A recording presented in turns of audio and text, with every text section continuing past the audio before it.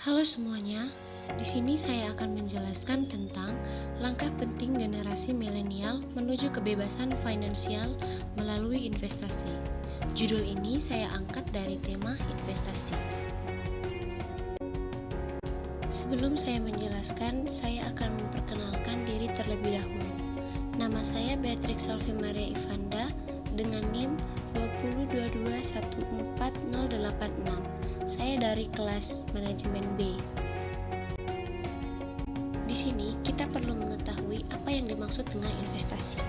Jadi, investasi secara umum adalah penanaman dana dalam jumlah tertentu pada saat ini untuk mendapatkan hasil yang lebih besar di masa yang akan datang. Atau bisa juga dikatakan, investasi adalah proses menabung yang berorientasi pada tujuan tertentu dan bagaimana mencapai tujuan tersebut. Nah, jadi investasi ini memiliki perbedaan dengan tabungan yang kurang memiliki tujuan secara spesifik atau kejelasan metode ataupun strategi dalam mencapai tujuannya. Nah, selain itu, investasi memiliki kelebihan dalam tingkat profitabilitas yang lebih tinggi dan pilihan instrumennya yang lebih rendah beraneka ragam dibandingkan dengan tabungan. Jadi teman-teman, secara umum investasi dapat dibedakan atas dua, yaitu investasi real dan investasi finansial. Investasi real paling umum terjadi pada perekonomian tradisional, yang dimana investasi ini mencakup aset nyata seperti tanah, bangunan, mesin, atau hal fisik lainnya. Sementara investasi finansial dilakukan dalam perekonomian modern yang melibatkan kontrak-kontrak tertulis seperti perdagangan saham, obligasi, ataupun reksadana. Selain kita mengetahui apa yang dimaksud dengan investasi, kita juga perlu mengetahui apa yang dimaksud dengan generasi milenial. Jadi, generasi milenial memiliki beberapa kebiasaan yang cukup khas, yaitu yang pertama, tidak dapat jauh dari gadget. Lalu yang kedua, lebih menyukai pembayaran kas. Nah, memiliki kartu kredit atau uang elektronik sudah menjadi gaya hidup bagi generasi milenial. Mereka lebih menyukai pembayaran tanpa uang tunai dan mereka cukup enggan untuk membawa uang tunai dalam jumlah yang relatif banyak. Lalu yang ketiga, sangat wajib memiliki media sosial. Nah, seperti yang sudah kita ketahui, saat ini hampir semua generasi milenial mempunyai akun media sosial. Dengan memiliki akun media sosial, generasi ini dapat menunjukkan jati diri mereka kepada orang lain. Nah, berikutnya, apa sih keuntungan dari investasi? Jadi, investasi ini dapat menghasilkan uang di masa mendatang. Dalam arti yang lebih luas adalah kesejahteraan investor. Kesejahteraan dalam hal ini adalah kesejahteraan moneter yang dapat diukur dengan penjumlahan pendapatan saat ini dibandingkan dengan nilai pendapatan di masa yang akan datang. Investasi dapat membantu mempersiapkan modal terkait kebutuhan di masa depan seperti kesehatan, pernikahan, pendidikan anak, dan lain-lain. Melalui investasi, kita bisa membantu untuk menghadapi adanya kenaikan biaya pada kebutuhan-kebutuhan tersebut. Nah, selain itu, investasi membantu untuk mengurangi tekanan inflasi, di mana dengan melakukan investasi, seseorang dapat menghindarkan diri dari resiko penurunan nilai kekayaan atau hak miliknya akibat adanya pengaruh inflasi.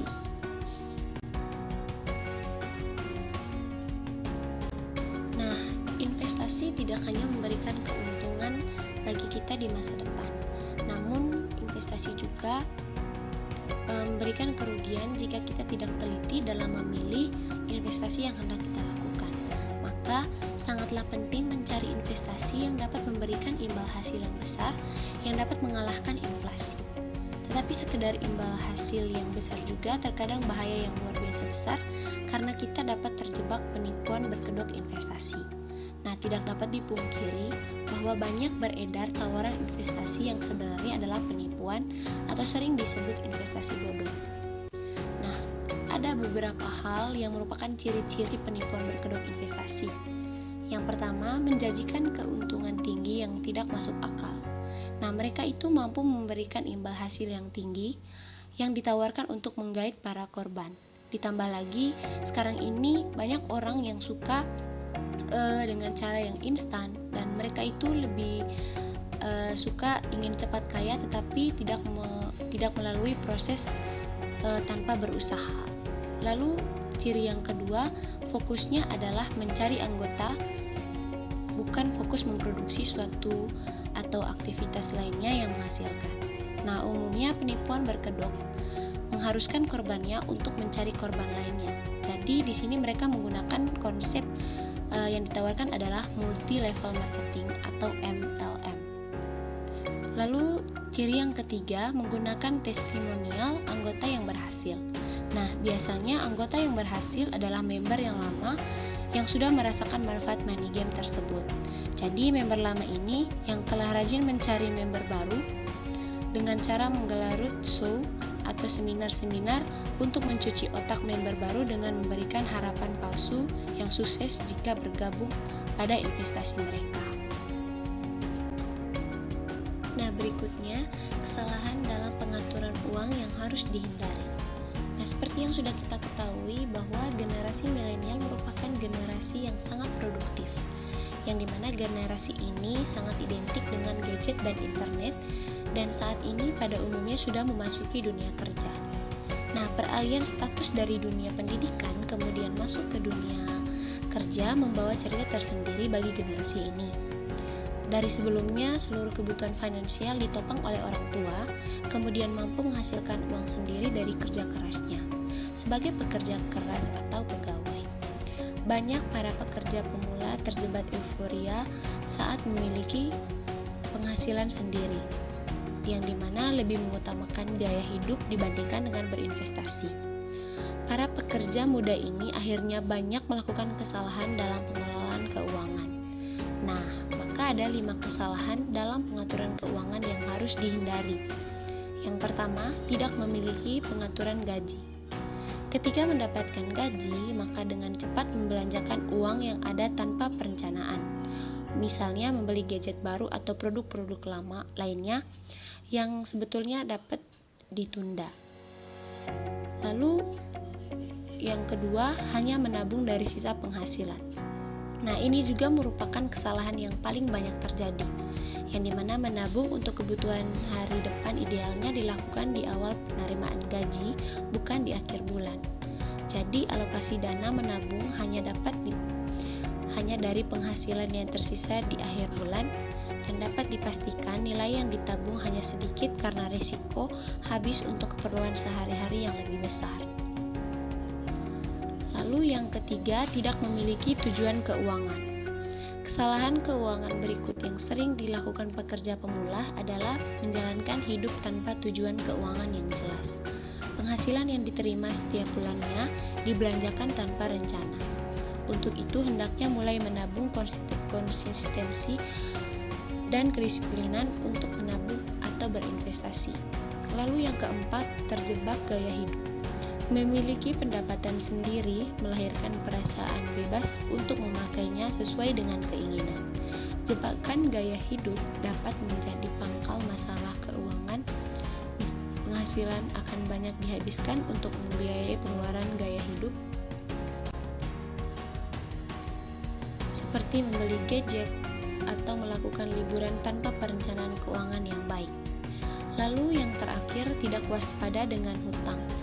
Nah, dari jebakan gaya hidup biasanya akan melahirkan ketidakwaspadaan terhadap hutang, karena menuruti gaya hidup dan gaji tidak mencukupi, maka banyak pekerja pemula yang tidak sungkan membiayainya dengan memakai kartu kredit. Tidak bijak dalam menggunakan kartu kredit akan melahirkan masalah baru yang lebih rumit. Hutang bertambah sementara penghasilan relatif tetap. Untuk menghindari kesalahan ini, bijak dalam penggunaan kartu kredit sangatlah penting. Berikutnya, langkah generasi milenial meningkatkan pendapatan. Untuk para generasi milenial, sebaiknya kegiatan investasi di pasar keuangan harus dimulai sedini mungkin. Dengan mempunyai simpanan dalam bentuk tabungan atau deposito itu penting. Tetapi jika hanya mengandalkan penghasilan lewat tabungan atau deposito, akan sulit untuk mencapai target yang telah ditetapkan, seperti dana untuk menikah atau membeli rumah ataupun membeli kendaraan dan lainnya.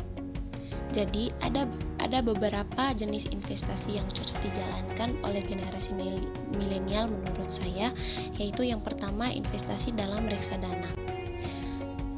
Reksadana merupakan salah satu instrumen investasi yang ditunjukkan bagi calon investor yang dapat mempunyai keahlian dalam bidang investasi, namun mempunyai keinginan untuk mengalami pertumbuhan uang melalui investasi. Jadi, reksadana ini lahir dari kebutuhan masyarakat yang kurang paham tentang seluk-beluk investasi. Reksadana ini menghimpun dana dari masyarakat dan kemudian dana tersebut dikelola oleh manajer investasi. Berikutnya ada beberapa hal yang perlu diperhatikan saat memutuskan untuk berinvestasi dalam reksadana. Yang pertama, reksadana bukan merupakan produk bank sehingga tidak dijamin oleh bank serta tidak termasuk dalam cakupan objek program penjaminan pemerintah atau penjaminan simpanan. Kemudian semakin tinggi potensi keuntungan yang dapat diraih, maka semakin besar pula risiko hilangnya nilai investasi. Yang ketiga, pastikan memperoleh bukti kepemilikan unit penyertaan. Yang keempat, pastikan memiliki hak untuk menjual kembali sebagian atau seluruh unit penyertaan kepada manajer investasi. Yang kelima, dapatkan laporan posisi NAB atau NAV dari unit penyertaan dan laporan tahunan posisi penyertaan serta pembaruan prospektus. Yang keenam, ketahui dan pahami rencana investasi portofolio yang akan ditanam dari produk reksadana, baik potensi hasil dan risiko dengan membaca prospektus secara cermat. Berikutnya, pahami tujuan rencana keuangan pribadi dan pemilihan produk sesuai dengan profil risiko. Berikutnya, tetap menyediakan dana yang cukup dan menabung secara teratur untuk mengantisipasi timbulnya risiko investasi. Kemudian pilih jangka waktu investasi yang sesuai dengan rencana keuangan dan jangan mudah terpengaruh pendapat pihak lain serta berpikir dan bertindak realistis dalam berinvestasi. Berikutnya, karakteristik yang terkandung dari setiap jenis reksadana adalah sebagai berikut. Yang pertama, reksadana pasar uang. Relatif lebih aman dibandingkan jenis reksadana lainnya, bersifat liquid atau mudah dicairkan, investasi berjangka pendek, mempunyai potensi keuntungan sedikit lebih tinggi dari deposito. Lalu yang kedua, reksadana pendapatan tetap. Mempunyai potensi keuntungan lebih tinggi dari reksadana pasar uang dan investasi jangka menengah. Yang ketiga, reksadana campuran. Mempunyai potensi keuntungan yang cukup tinggi dan investasi jangka menengah sampai panjang. Yang keempat, reksadana saham. Mempunyai potensi keuntungan paling tinggi namun mempunyai risiko yang lebih tinggi dibandingkan reksadana lainnya dan investasi jangka panjang. Yang terakhir, reksadana terproteksi. Perlindungan 100% pada nilai pokok investasi jika dicairkan sesuai dengan jangka waktu yang ditentukan dan mempunyai potensi keuntungan sebesar tingkat bunga portofolio obligasi. Nah, selain investasi dalam reksadana, ada juga investasi dalam saham. Jadi, prinsip utama berinvestasi dalam saham adalah kegiatan membeli saham secara konsisten dan berkelanjutan, kemudian disimpan dan dijual kembali di masa depan. Nah, biasanya saham yang telah dibeli akan disimpan untuk jangka waktu yang lama atau dapat berbulan-bulan bahkan sampai bertahun-tahun. Nah, strategi yang harus dipegang teguh adalah membeli saham perusahaan yang sehat, fundamental baik, dan investor cukup familiar dengan perusahaan tersebut. Nah, dari pembahasan yang sudah saya jelaskan tadi, dapat ditarik kesimpulan bahwa Indonesia memiliki generasi milenial yang jumlahnya cukup besar, generasi yang identik dengan gadget dan internet, dan dari segi umur, generasi ini merupakan generasi yang cukup produktif. Ini merupakan sumber daya manusia yang cukup potensial dan pangsa pasar yang subur bagi industri keuangan. Sangatlah perlu diperkenalkan kepada generasi milenial untuk berinvestasi sedini mungkin. Banyak ragam dan jenis produk-produk keuangan yang bersifat investasi, seperti reksadana dan saham, adalah jenis investasi yang paling cocok untuk diperkenalkan, karena produk tersebut tidak membutuhkan modal besar untuk memulainya. Berinvestasilah selagi muda, persiapkan masa tua dari sekarang adalah pesan moral yang ingin saya sampaikan. Kemajuan teknologi membuat kita lebih dekat dengan informasi. Artinya, dengan sentuhan jari saja, sebuah informasi yang kita butuhkan dapat segera tersedia. Informasi tentang investasi, saham, dan reksadana cukup banyak dan mudah untuk didapatkan. Dengan informasi tersebut, kita dapat mempelajari mana investasi yang benar dan mana investasi bodong. Mempelajari lebih dalam mengenai keuntungan dan risiko investasi saham maupun reksadana, maka manfaat dari investasi tersebut akan kita dapatkan. Jadi, jangan takut untuk berinvestasi karena investasi itu sangat penting dan manfaatnya di masa mendatang.